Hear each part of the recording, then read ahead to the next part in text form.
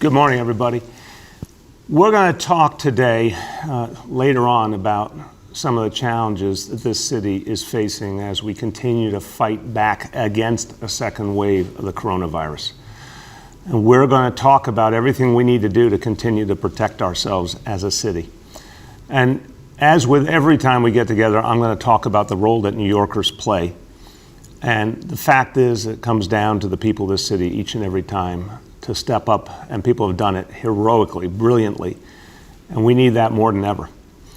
But today we're also going to talk about the role the people play in working together with our police to protect all of us, to keep this city safe. Today we're going to talk about the importance of moving forward as a city. We have a very bright future, and that future is going to be based on the people of this city, rebuilding this city, bringing it back, restarting our economy, recovering from this crisis. That effort by the people of the city who have proven incredible resilience and strength is what's going to make the difference in the future of New York City. And what we found over years is when the people in neighborhoods all over the city work with police, that's what truly makes us safe. We learned a long time ago having a great police force is crucial, and continuing to improve that police force and our strategies, our approaches, that matters so much, but nothing is as important as bonding police and community together. That's when really extraordinary things happen.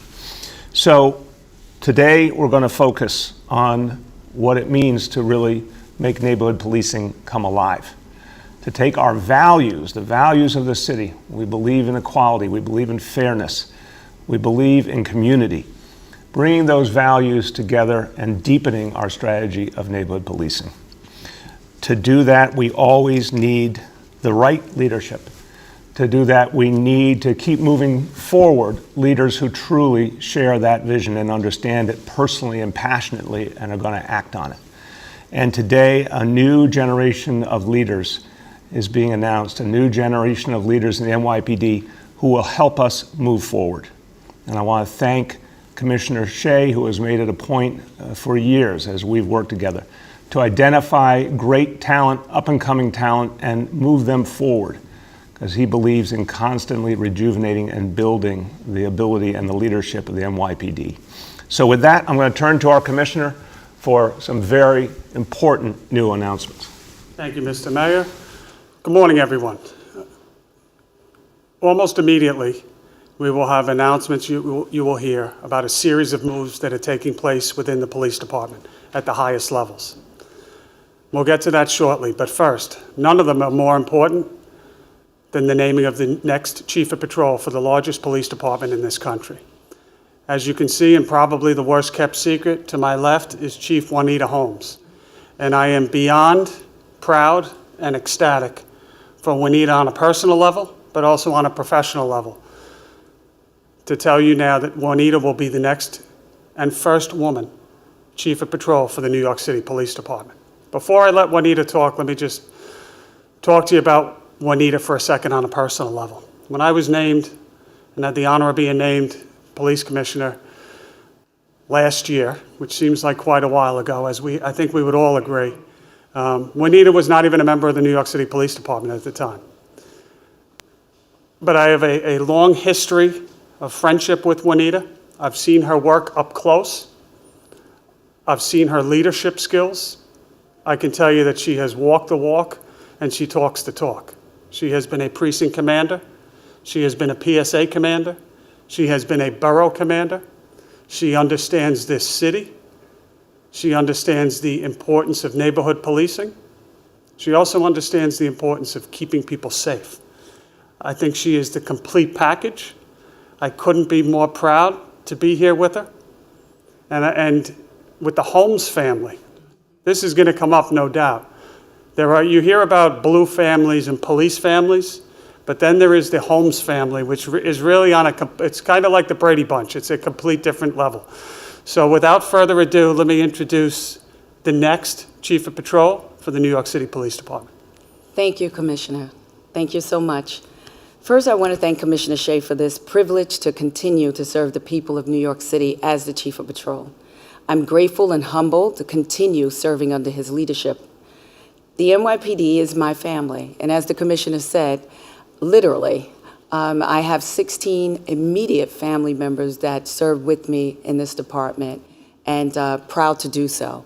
I also have the family, my NYPD family, which is my inherited family, my chosen family. And I like to thank each and every one of them, because I wouldn't be here if it wasn't for so many of them that shared my vision. I think about we have some of the finest women and men in this department. They love what they do, they love the city, and they're very selfless when doing so. I thank everyone for their hard work, and I look forward to just serving alongside of them. As Chief of Collaborative Policing, and in every role I think I've played in this department, equality, fairness, transparency has always been at the very heart of what I do. And as Chief of Patrol, this is how I will lead every day. So I'm so grateful for this opportunity. Thank you. Thank you. Go ahead, back to you. So with that move, which will take effect tomorrow, we have a series of other moves, and I'll highlight them as you can see on the screen. First, we're going to have Chief Eddie Delatorre, who is currently our Chief of Transit. Thankfully, is not leaving us. He is merely sliding over to assist us in the labor relations field. So he will be sliding over as Chief of Labor Relations. Next, we have Chief Kim Royster, who is going to be taking over as Chief of Transportation in a field that was opened up tragically with the passing of Billy Morris some months ago. Third, we have Assistant Chief Kathleen O'Reilly, and these transfers will come with promotions, who will be receiving a 3rd star and replacing Chief Eddie Delatorre as the Chief of Transit for the nation's largest transit police. Next up, replacing Kathy O'Reilly in Manhattan North as the Borough Commander. Chief, now receiving a 2nd star, Phil Rivera. And as I recite these names, and many of these people I've personally over the years worked with, Phil worked with me many, many years ago in the Bronx in the 44th Precinct. And he will be a tremendous asset in Manhattan North. He's already assigned there, but now he is taking the reins as its leader. And last but not least, Inspector Lola Obey, who will shortly be receiving a star and be Chief Obey, is replacing Juanita, who vacated the position some time ago as the Chief at School Safety Division. So a series of moves that will really round out our leadership team at such an important, critical point in New York City. Thank you. Thank you so much, Commissioner. And Commissioner, I commend you for the people you've chosen, extraordinarily talented, experienced members of the NYPD now stepping into leadership roles. I want to thank you for continuing to develop leadership that truly believes in a neighborhood policing vision and that represents all of New York City. We know that a police force that listens to the people, works with the people, represents the people, understands the people is a police force that will be effective. And that's what neighborhood policing has been all about. And these new leaders will help us take that to the next level. I want to extend my congratulations to all who have been promoted today, many of whom I've had the pleasure of working with closely, and I know they're an incredibly talented group. I want to say to Chief Holmes, your family story really does defy description. It's absolutely amazing, the commitment of you and your family members to this city and to the NYPD. I've never seen an example so extraordinary of one family giving so much. But what you have done in every role you've had has been exceptional. And Chief, you know, it's a very critical moment in New York City history. You are being called to leadership at a particularly important time. But that is a time also when so many great things can happen in a transformative moment. You should everyone understand that Chief Holmes, just the experience alone recommends her for this role. But it's also her heart, it's also her understanding of our communities and her real passion for continuing to deepen the relationship between police and community. All of that is what matters most. But we have to also acknowledge and be really proud of the history being made today. The first woman ever to reach the highest levels of the uniformed ranks of the NYPD, the first African-American woman to be chief of patrol. These are important steps for our city. So we have a lot of work to do, and a lot will be resting on your shoulders, Chief. As Chief of Patrol, it's a fact everyone should know, as Chief of Patrol of the NYPD, Chief Holmes will have direct leadership over more officers than are members of any other police force in America. Just patrol in New York City is bigger than any other police force in America.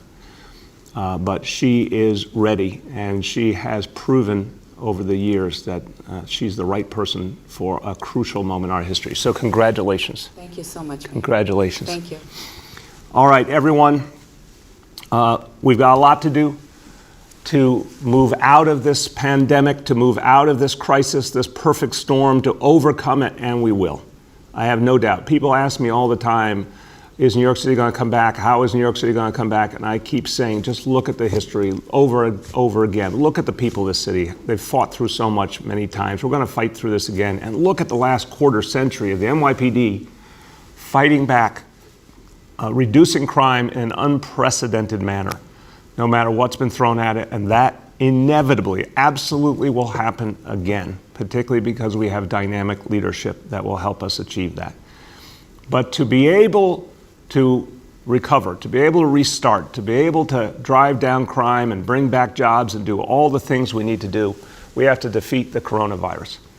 And that fight is raging right now. And unfortunately, in much of the world, we see this particularly in Europe, very sadly, and we see it in some states of the United States. Right now, in many parts of the world, they are not winning the battle against the coronavirus. And for reasons that are painful, including in some cases not paying attention to the data and the science, not making the tough choices about restrictions, not encouraging people to wear masks and practice social distancing. We sure know what not to do. And so in this city, we have to double down on what to do, on all the things we've done right. We have to own it. We have to be passionate about it because we cannot let a second wave happen here. So now I'm going to talk about today's indicators because they do raise real concern.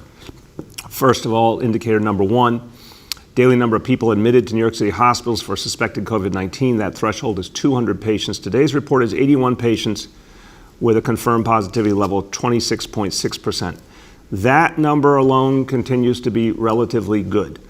The next number we've talked about for days now is worrisome. New reported cases, 7-day average. Threshold is 550 cases today at 532. So there's stability there, but at too high a level. But here's where I am increasingly concerned, which is the percentage of people testing positive citywide for COVID-19, threshold 5%.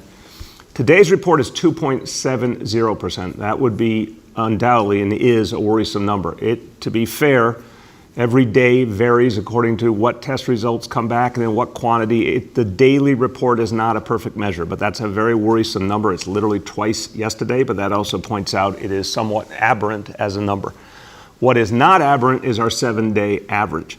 And I said yesterday, we have been hovering in the neighborhood of 1.5% to 1.75% over the last couple of weeks.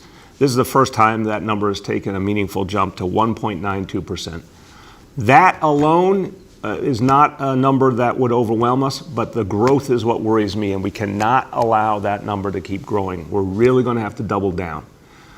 So I'll say right now, and I know Dr. Varma feels this deeply as well, that we must be really strong at this moment. Where we're telling people to play it safe, it's not just an idle message, it's a deeply felt message. People really should not travel for the holidays unless it's absolutely necessary, because unfortunately pretty much everywhere else is doing worse at fighting the coronavirus, and if you go someplace else, the chance of bringing it back with you is high. We've got to be really careful this weekend. Halloween, there's going to be a lot of celebration. That's normal, but we cannot have big gatherings. We cannot have big indoor events. If people want to trick or treat outdoors, small groups with masks on, that's great.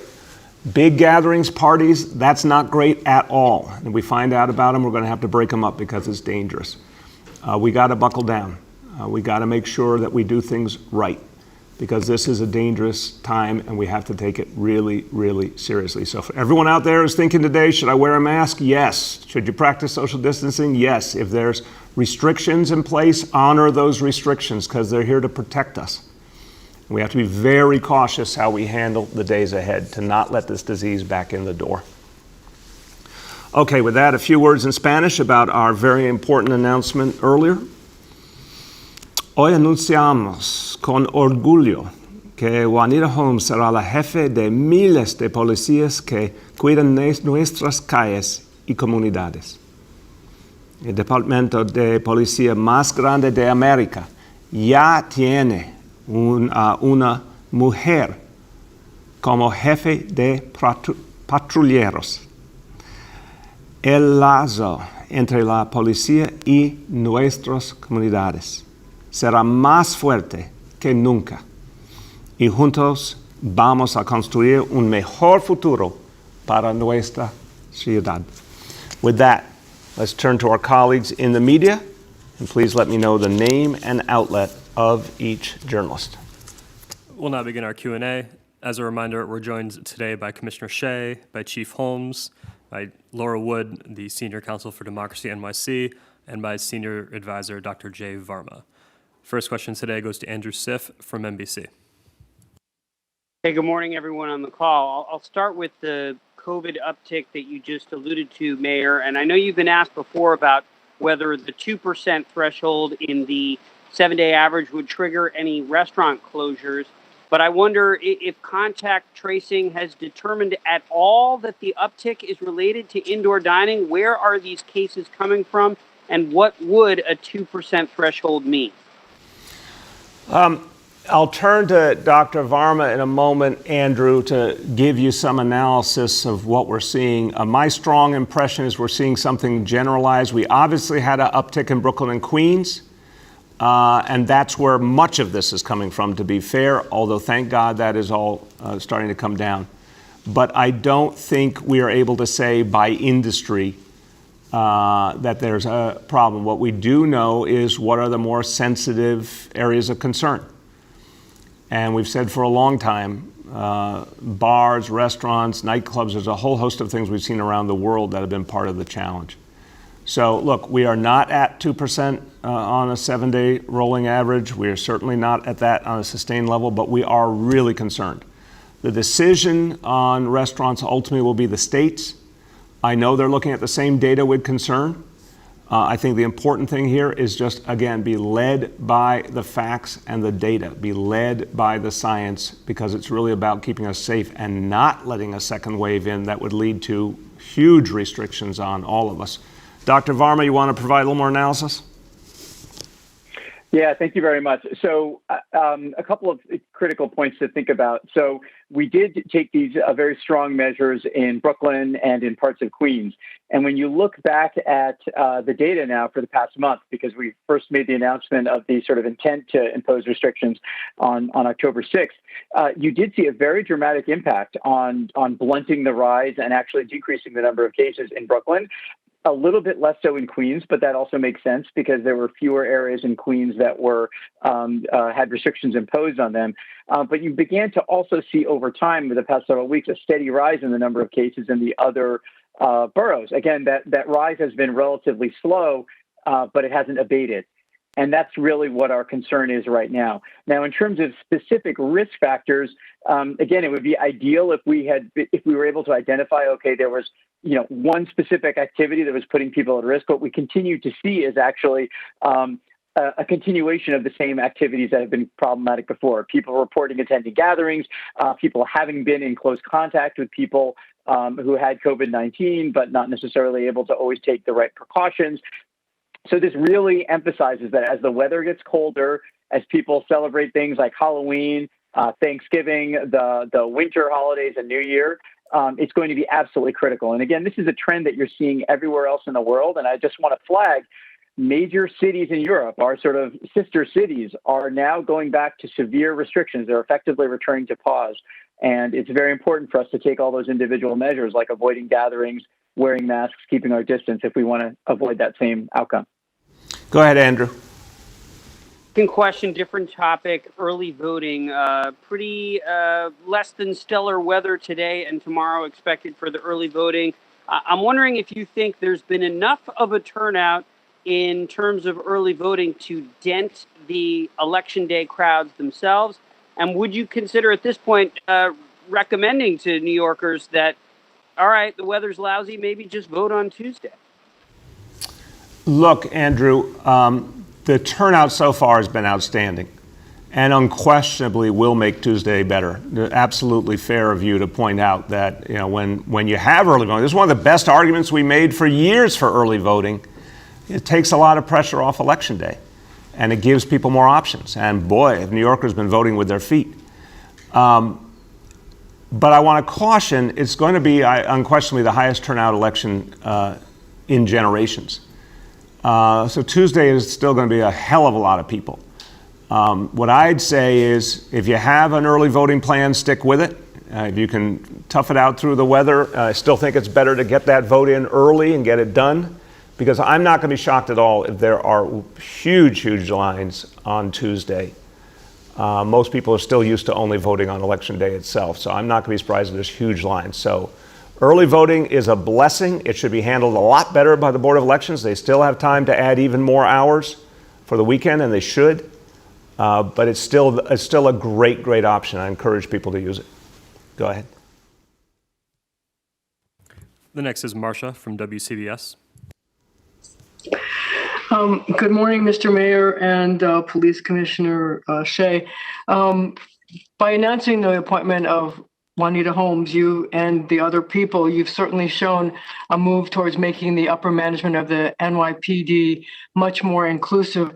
Can you tell me what message you're trying to send to protesters and others who have been critical of the NYPD and said that it has not been as responsive as it should be to the minority community? Well, I'll start and I'll turn to the commissioner, and if the chief wants to weigh in as well. Look, Marcia, this is a group of incredibly talented, experienced people. One thing that is so clear to me is just the extraordinary wellspring of talent in the NYPD. Throughout my administration, I have been elevating leaders from within the NYPD or people who worked in the NYPD to the highest positions, obviously with the three commissioners. Because there's just so much talent in the NYPD, there was not a need to look outside. So what you see here is a lot of really deserving people getting their opportunity to lead. It's also incredibly important that our police leadership looks like New York City, and that's what you're showing here. You're seeing a leadership that understands the whole reality of life as it's lived in this city. Leaders who truly feel our neighborhoods and our people. That's very healthy for the NYPD. So I think it says to neighborhood residents, it says to New Yorkers all over the city that there are people there that they can immediately relate to, understand their lives, and that everyone's working together. That's really powerful. I also want to note that it is really time to have more and more women in positions of leadership in the NYPD and obviously in police forces all over the country. And I want to thank Commissioner Shea.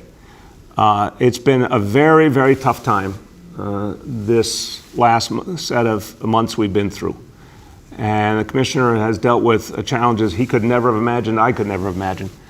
But if you know Dermot Shea, you know how committed he is to really giving the most talented people an opportunity, and not just continuing the patterns of the past, but elevating new leadership. And he has really shown it with these crucial promotions today. Go ahead, Commissioner. Thanks, Marcia, for the question. As I'm sitting listening to the mayor speak, I'm just thinking about all, the last year or so and appointments that I've had the honor of making throughout my time as police commissioner. I couldn't be more proud of the people that I've appointed. I certainly think of inclusion and diversity, but I just want to make the point that Juanita is sitting maybe 20 feet from me right now for one reason and one reason only, because she's the best qualified and she's earned it. And she's an incredible talent. I alluded to before, I was having conversations with Juanita when she was not an employee of the New York City Police Department, right after I found out I would be the PC. And, we had conversations, and then we had more conversations, and she eventually came back. And, I certainly think about making sure that the department at the highest levels is representative of the people of New York City. I think that's extremely important. I think it's extremely important that people have role models that they can look up to and relate to. But I also think that shouldn't take away from, as I said in my opening, she's walked the walk, she's talked the talk. I mean, I'm looking at Lola's picture a minute ago, and I could say the same about Lola. Lola's never shied away from work. She's taken the hardest jobs. She's been a precinct commander, which is the hardest and probably the most rewarding job in the police department.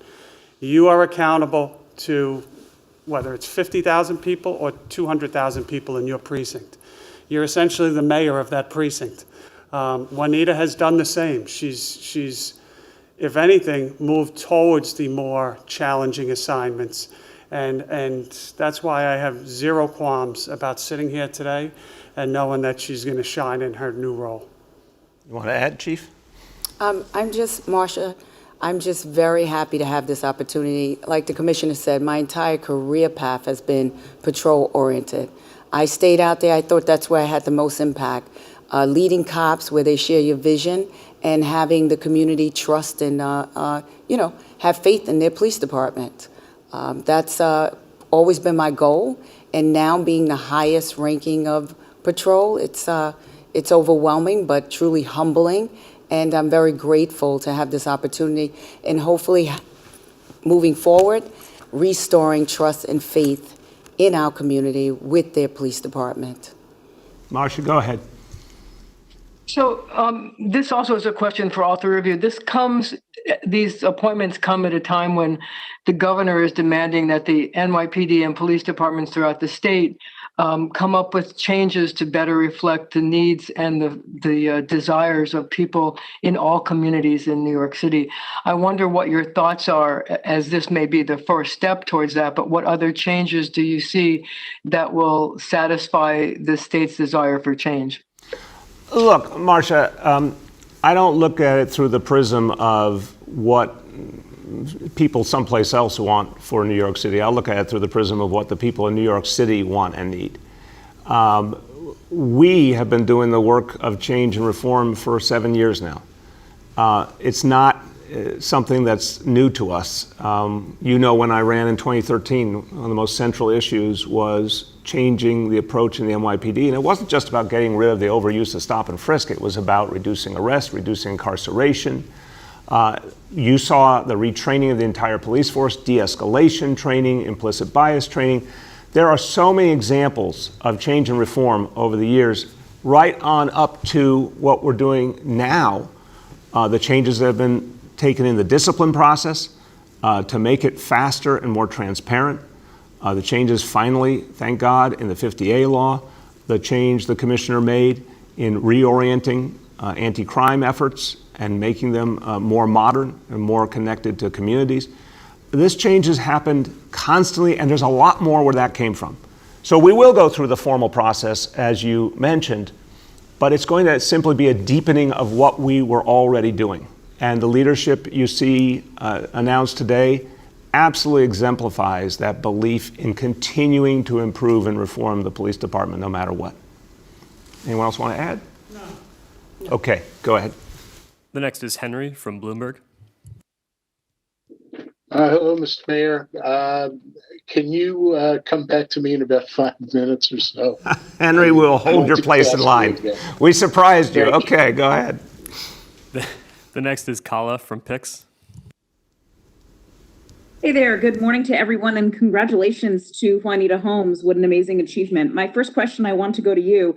As the chief of patrol, you're the first response to handling race relations in the city. Do you have a plan or something that you want to change and implement moving forward? Yes, so the plan is to strengthen relationships. As the mayor said, community engagement is ever evolving in the New York City Police Department. And I've been a part of the listening sessions. I think our last one is this evening in Manhattan. And you have to hear, the people want to be heard, and we're there to listen to them. But they have to play an intricate part in crime reduction, as well as improving the quality of life, and strengthening those relationships is my plan. I believe that a police department should be trusted by the community they serve. That community should have faith in their police department. And that's my ultimate goal, to make sure that happens.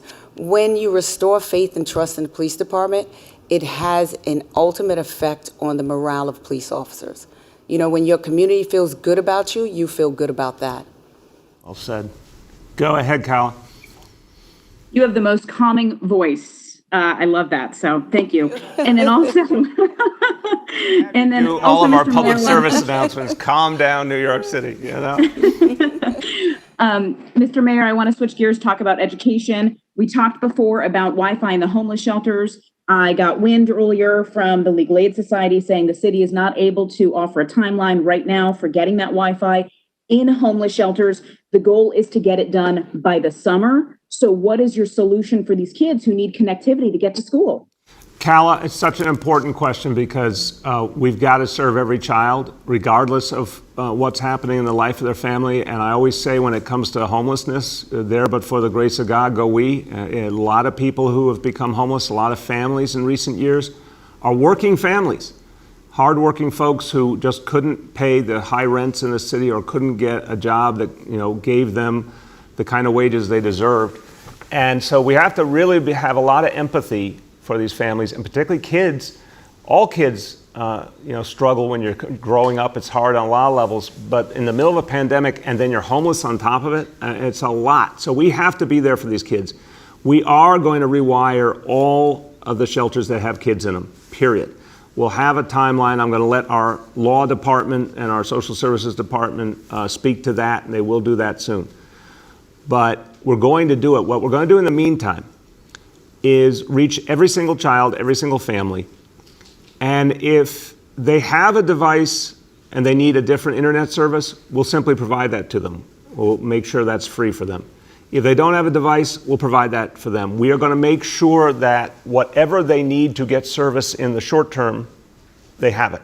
And we do know, Calla, that in some cases it was simply a matter of changing providers, that some providers have better reach, and we want to be able to make sure that every child is served. So I'm going to say again, if you, Calla, or anyone knows of a family in shelter that doesn't have service, let us know immediately. We will literally right away send people over to address it with that family. If any family doesn't have service, they want to call 311, we're going to get that addressed.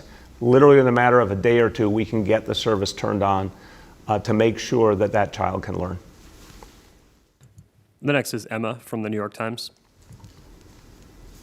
Hi, good morning, Mayor. So Dr. Varma mentioned Europe, and there are closures in Europe, but the schools are staying open. So what do you say to parents who are watching that 7-day average rise and get closer to 3% and are very anxious about their kids missing out on this opportunity that's been so life-saving? Yeah, so Emma, I want to say to you, I'm really thinking about parents and what they're going through right now. I'm thinking back to when my kids were in public school and thinking about what it would feel like in this moment. And I would want a lot of assurance that it was safe. What I think has become clearer and clearer over the last weeks is a few things. First of all, we're seeing all over the world a different reality in schools than in the surrounding community. Schools, in many cases, have been a lot safer. Younger kids, obviously, thank God, a lot less affected. But let's talk about New York City, which has set a very different standard than any school system in the country, because we've layered mask wearing for kids and adults, which most places are not doing, with constant cleaning, with social distancing, with testing. And let me give you the latest on the testing. Since we started the school surveys, that we were going to do every school once a month, we now have over 1,000 schools, almost 1,100 schools have gone through the first round of testing. 55,000 plus tests taken and only 64 positive cases. I just want this to sink in. This is astounding. These cases are both students and staff. 64 positives out of 55,000 tests. What it says is our schools are extraordinarily safe. So yeah, we are watching these numbers very carefully, and we're concerned, but at the same time, we're testing constantly in the schools, and we're seeing literally the opposite. We're not seeing movement in the wrong direction in schools. We're seeing incredible stability in the schools, very, very low level of test positivity, and that is a blessing. Go ahead, Emma. Thank you. My next question is for Ms. Holmes. First of all, congratulations from me and my colleague, Ashley Southall. Ashley wanted me to ask you, you're being promoted during a tumultuous time when the NYPD is dealing with the pandemic, the push for stronger reforms, including stop and frisk, a policy that you supported. So how do you view this moment in policing and the way forward? Well, it's like the perfect storm. And to relate to stop question, I always said stop and question. People often add frisk. There were numerous times that it was overly abused. So that I don't support. I want to make that perfectly clear. Is it a valuable investigative tool when used correctly? Yes, when used correctly. And you're absolutely right. It's a very tumultuous time. Like I said, the perfect storm. But New York has always been met with adversity, and we weather the storm, trust me, and we'll get through this. This too shall pass, and it'll be on a more positive note. It'll be a more stronger relationships with the community, building morale with the police officers. I have nothing but positive hope moving forward in this position that we can do this, and we will, and we will. Thank you. Go ahead. We'll go back to Henry from Bloomberg. Thank you. How are you doing, Mr. Mayor? I'm doing well, Henry. Henry, we believe in redemption. Good. You do get a second chance when it comes to our press conference. I appreciate it. How do you feel about Steve Cohen buying the Mets? There have been reports that you are trying to stop it, that you oppose it.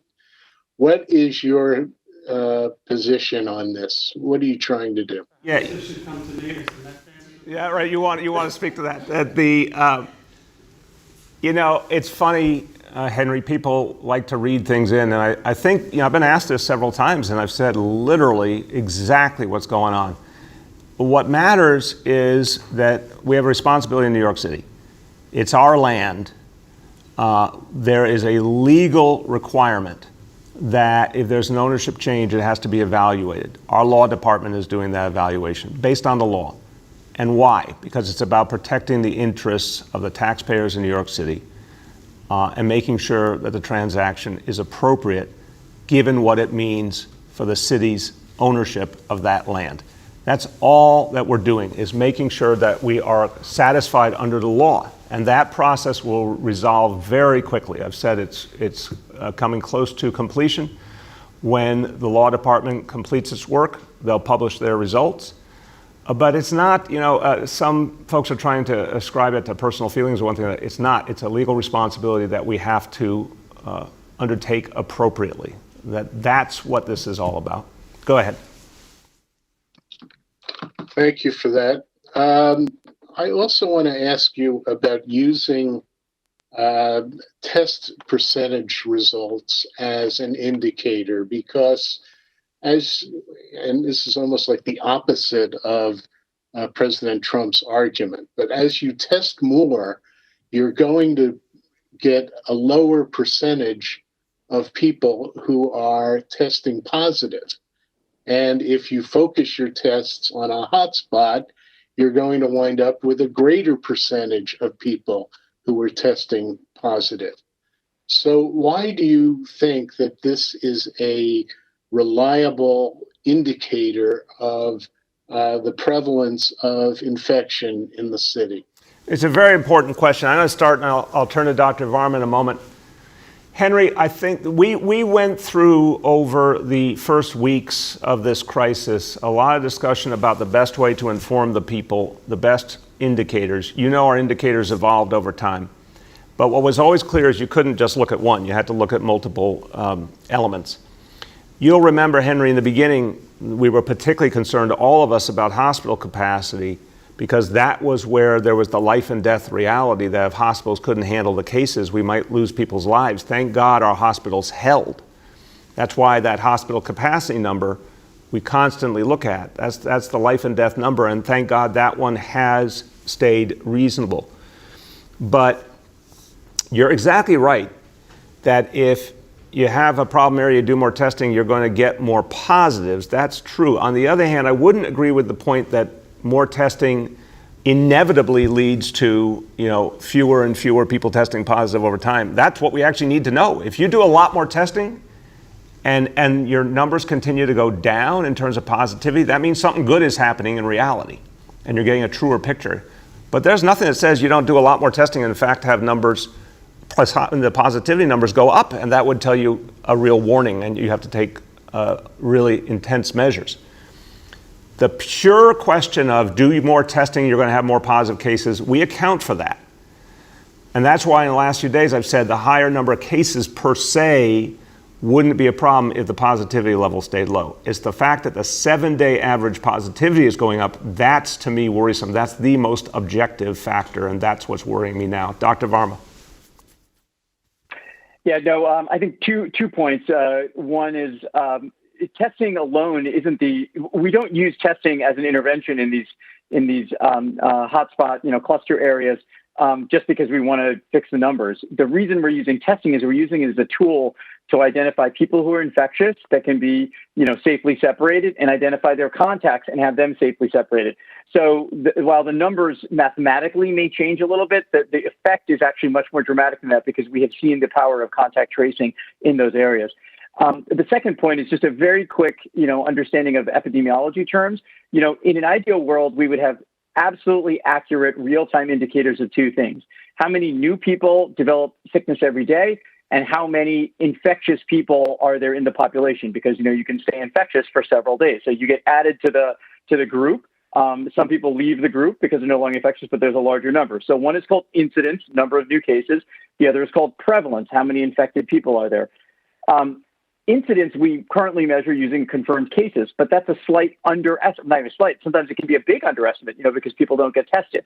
So that number we use, but we also know that it's an underestimate of the new people every day. The second is prevalence, how many people in the population are actually infected at any one time.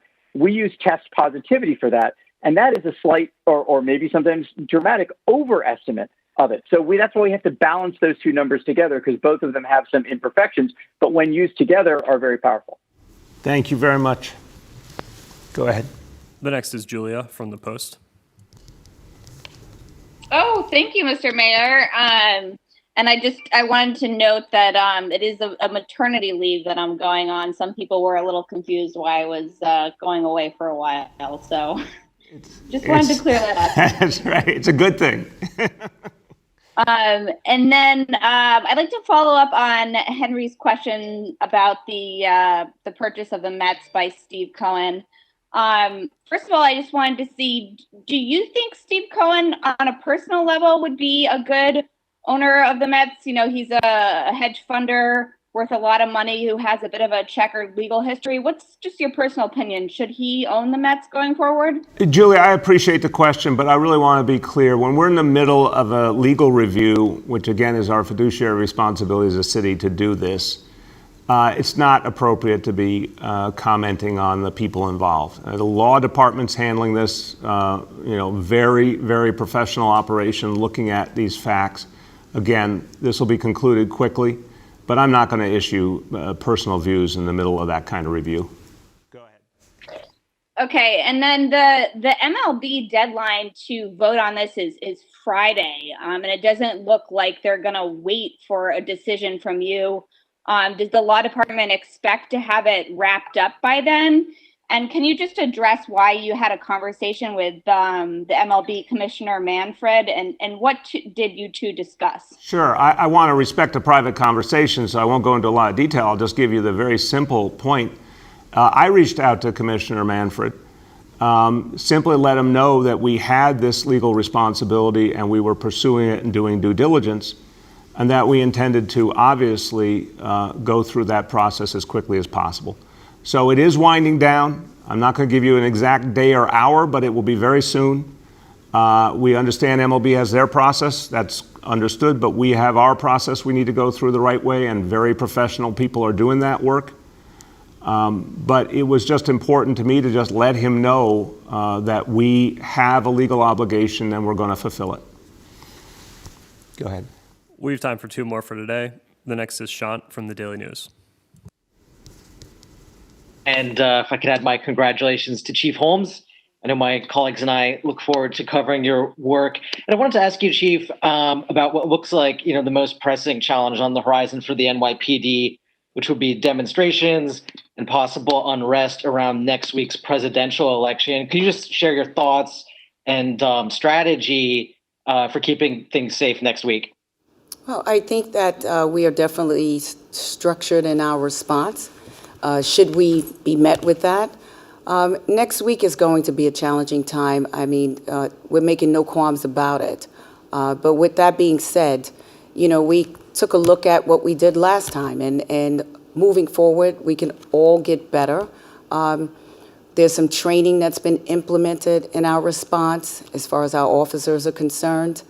We met with a lot of the bids and spoke with them about their due diligence and how they can help in preventing some of the matters that took place during the last demonstrations. But I can honestly say that we are prepared should there be a necessary response. Go ahead, Sean. Yeah, thanks for that. I directed that at Chief Holmes because I know both the commissioner and you, Mr. Mayor, have addressed this topic before. Switching gears, Mr. Mayor, I wanted to ask about a warning that the FBI has issued about cyber criminals targeting the U.S. healthcare system by apparently, trying to jumble up information and extort hospitals. The AP reported that a hospital system upstate New York has been targeted. Can you just say what's being done to protect public and private hospitals in the city? It's a very, very important topic, Sean. New York City is blessed to have a very strong capacity to address cyber attacks. Our cyber command is an extremely talented group of people, very strategically conservative in their approach, and really making sure that we have what we need across all elements of city government. That obviously includes our public health system. So we've talked about this a lot over the last year, and I feel very confident about that. We've watched attacks on other cities and learned from them, and put additional measures in place. In terms of private hospitals, we'll make sure that we're coordinating with Greater New York Hospital Association and making sure that if there's any concerns they have, we're working closely with them. I'm sure the state is doing the same, which regulates the private hospitals. But it's a really important question. And while we're all focused on a host of other problems, we should never go to sleep on the danger of a cyber attack, which could be even more devastating. So we're going to continue to take a lot of precautions. Last question for today goes to Erin from Politico. Good morning, Mr. Mayor. I wanted to ask about, following up on Andrew's question earlier, where these increases are coming from. I understand that you can't trace it specifically to, it's restaurants or something, at that level of specificity. But if the cluster areas have actually been doing a little bit better, is it just across the board in the city it's rising, or is it particular neighborhoods or demographics, or, just sort of what is your best explanation of what's going on here? I'm going to start and turn to Dr. Varma. Look, I think first of all, we have to understand those clusters were a serious, serious problem, and those restrictions were absolutely necessary, or else things would have gotten out of hand. We need to stop a second wave from hitting New York City. If we had not moved quickly, there well could have been a full-blown second wave. You're still seeing numbers coming off of that, Aaron. Remember that higher level of positive cases and higher level of positivity is also related, as we talked about earlier. There's a lot more testing happening in those communities in Brooklyn and Queens. That's a blessing. That's a great thing for now and for the future. But of course, it's bringing back a lot more positive cases and a higher positivity level than the rest of the city. So that is some of it for sure. Then there's the bigger worries.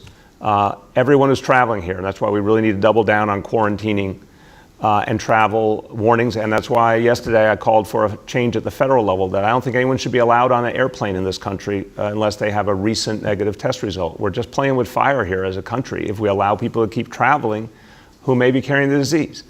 But we do have to keep an eye on the travel situation, because so many of the places around us are doing so poorly that any travel to New York City or people from New York City coming back from one of those places could well be contributing. So we don't have, best as I understand from the conversations with our health leadership, we don't have a focal point industry. We don't have a widespread trend across the city in the sense of big swaths of the city seeing the same exact problem. We do have those cluster areas that aren't done yet, and I think that's the single biggest factor we need to overcome. Dr. Varma? Yeah, correct. I would love for us to have been able, and we've looked exhaustively through our data, from our contact tracing data to our general epidemiology data, to try to find, are there, one or two or three specific things, specific settings that we could, if we stopped or we altered in some way, we could control it. What we see is that there are a lot of areas of the city, smaller geographic areas, where there's been increases. We have brought in resources to help control them and had a very big impact on helping to blunt the rise. But at the same time, we do see a slow and steady rise throughout many, many parts of the city. And so what are the factors that we're seeing? We're seeing a lot of the same things that we have before, just more of them. So as the mayor has said, travel, it represents right now about 10% of all of the cases that we've had in the past few weeks. About 7% of that is due to domestic travel and about 3% related to international travel. Again, those numbers change over time, and travel season is coming up, so it could become a problem, which starts our warning.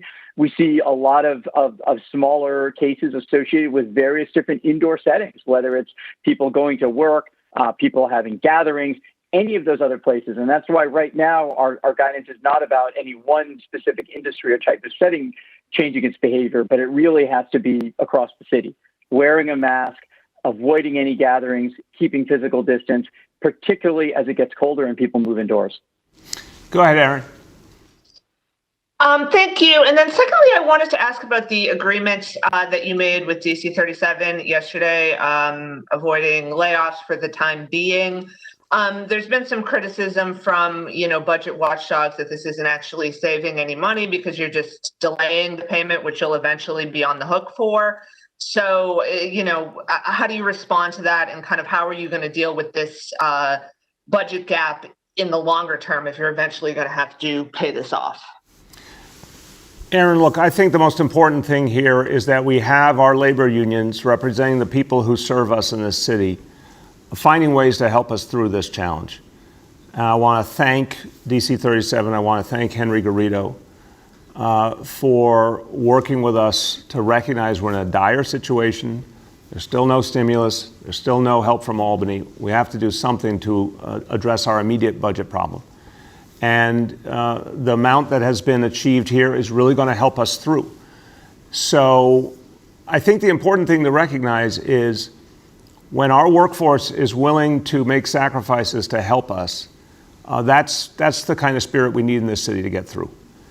It's real money. It's real money that comes off the books now that we don't have to pay now, that helps us to weather the storm. The big question will be whether Albany's going to act to help us, but especially Washington, D.C. What will be the results of the election? Will there be a stimulus? How big will that stimulus be? That's the big game changer.